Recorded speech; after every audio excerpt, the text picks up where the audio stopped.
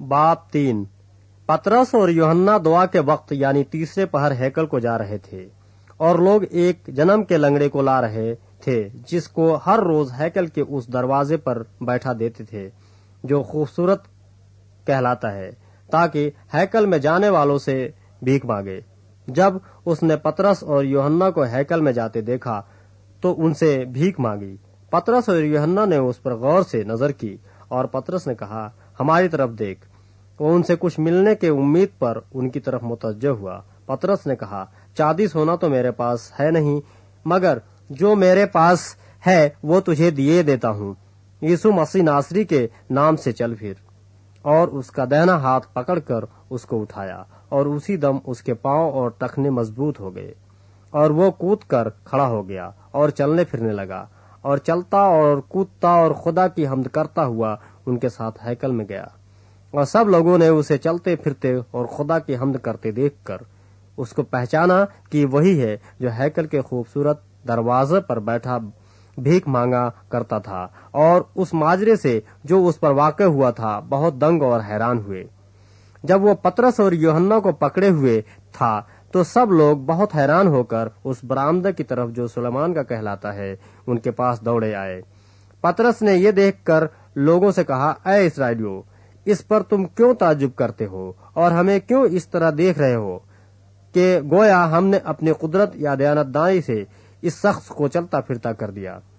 Abraham और इसहाक और याकूब के खुदा यानी हमारे बाप दादा के खुदा ने अपने खादिम यीशु को जलाल दिया, जिसे तुमने पकड़वा दिया। और जब पिलातुस ने उसे छोड़ देने का कष्ट किया तो तुमने उसके सामने उसका इनकार किया। तुमने उस कुद्दूस और रास्तबाज का इनकार किया और दरखास्त की कि एक खूनी तुम्हारे खातिर छोड़ दिया जाए, मगर जिंदगी के मालिक को कत्ल किया जिसे खुदा ने मुर्दों में से जिलाया। इसके हम गवाह हैं।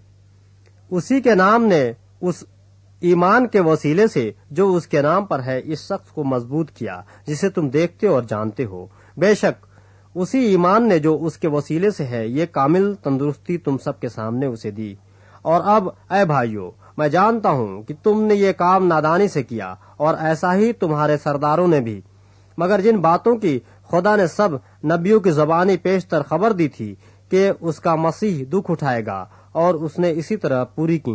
बस तौबा करो और रुजू लाओ ताकि तुम्हारे गुनाह मिटाए जाएं और इस तरह खुदाबंद के हुजूर से ताजगी के दिन आए और वो उस मसीह को जो तुम्हारे वास्ते मुकर्रर हुआ है यानी यीशु को भेजे। जरूर है कि वो आसमान में उस वक्त तक रहे जब तक कि वो सब चीजें बहाल न की जाएं जिनका जिक्र खुदा ने अपने पाक नबियों की ज़बानी किया है जो दुनिया के शुरू से होते आए हैं।